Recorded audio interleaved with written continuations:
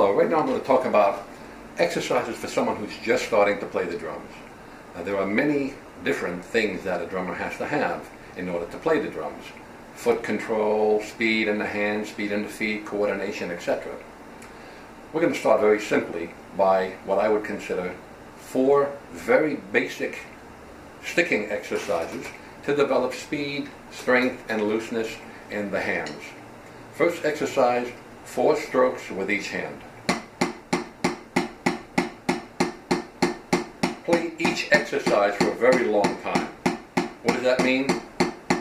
Well, 5 minutes is a good number.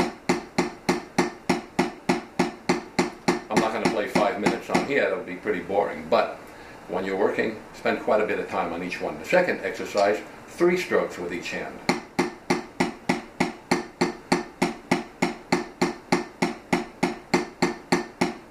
Third exercise, double strokes.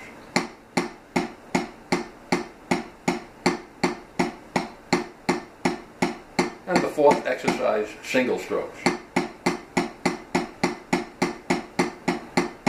Start out very slowly with each exercise, whatever that is. When you're just starting, this might be what you need to do at that speed. Make sure you're using the wrist and not the arm like this. Don't hit like that. Just the wrist.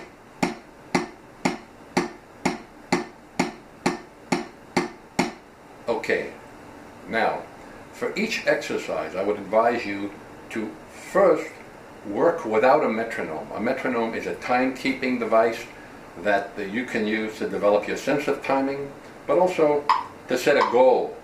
Let's say I can do a certain exercise at this tempo. Let's say I'm doing my groups of 3.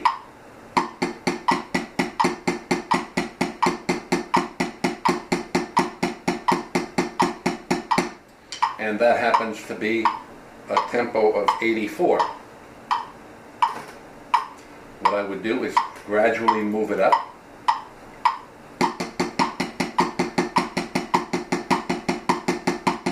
Until you reach the point where you physically can't do anymore. It's okay to push yourself. Don't strain. If I'm looking like this, then it's pointless practicing at that speed. But if I'm looking like this, you can see the arms, the hands are loose. I'm not stiffening up at all. Then you can continue to move up faster and faster on the metronome. The important thing, I like to use 60 seconds as my goal. So if I'm going to say my tempo for a certain exercise, in this case I'm doing the 3s, if it is 126, I have to be able to keep that for a 60-second period of time before I can actually say I can do that number. Now, I'm not going to do 60 seconds here on this video, but when you're doing them, use that second hand on a clock. It's a very good tool, the second hand on a clock and a metronome.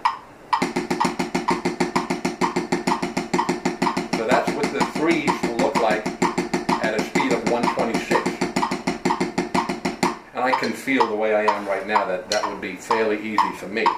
For a beginner, your tempo might be 63. It really doesn't matter what your tempo is. The only thing that matters is that it's a true tempo where you're relaxed. Once you find that particular tempo, then you can move it up as much as you like. But do work without the metronome for quite a while. Get yourself loose, get yourself relaxed, so that if you do decide to work with a metronome, the idea of keeping in time with the metronome won't be so difficult for you once you're loose.